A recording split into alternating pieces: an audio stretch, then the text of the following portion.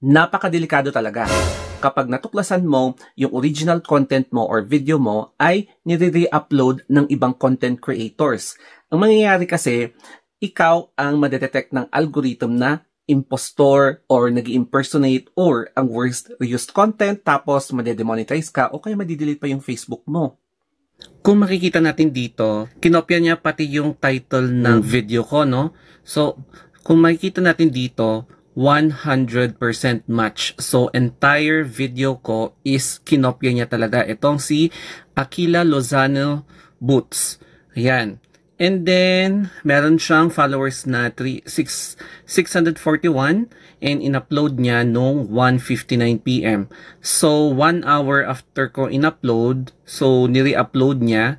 And ang delikado kasi dito is baka pwedeng siya yung magiging original owner instead of ako, and ako yung magiging impersonator. So, ganun yung nangyayari sa mga taong nagre-re-upload ng 100% match. So, aside from her, ang dami talagang kaya lang, ito kasi is private video. I'm not sure, baka na-delete yung profile, pero marami as in, ayan no, mga ganyan ng mga kinopya. Ang dami niyang nire-upload. So, ibig sabihin, isa siyang serial re-uploader.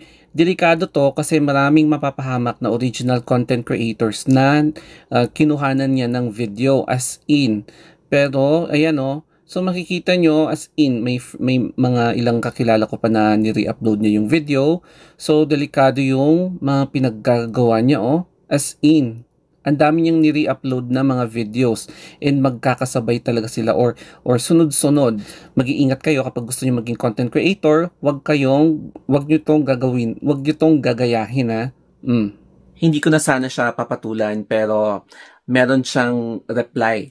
So, parang sabi niya, ba't naman nyo ako sinita? Nagre-re-upload lang naman ako.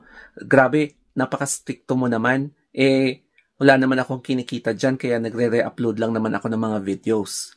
Ang sagot ko naman dito is, ito ang nagiging problema sa mga bagong content creators dahil hindi sila nagbabasa ng community guidelines in which bawal talaga ang reused content or an original content in which nire-re-upload mo yung original content ng iba. Pwede kang matag na an original content violators and pwedeng mabura yung video and mabura yung profile mo.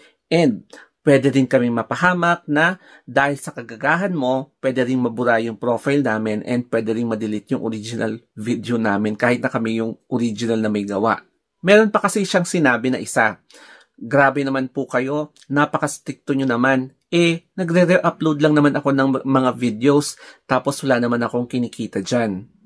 Yun nga yung nagiging problema hindi po kayo nagbabasa ng community guidelines and hindi naman yun sa pagiging stricto.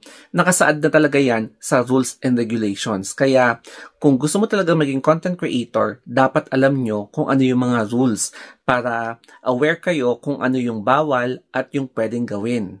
Ang main point dito is kesyo kumikita ka man or hindi ka kumikita, pero ang importante dyan is kapag kinopya mo or dinownload mo yung video ng iba at nire-upload mo sa video mo, mapapatawad talaga hindi lang ikaw, kundi pwede rin kami. Kaya nga yung ibang content creators, nawawalan sila ng page, nawawalan sila ng mga videos dahil sa mga ganitong kagagahan.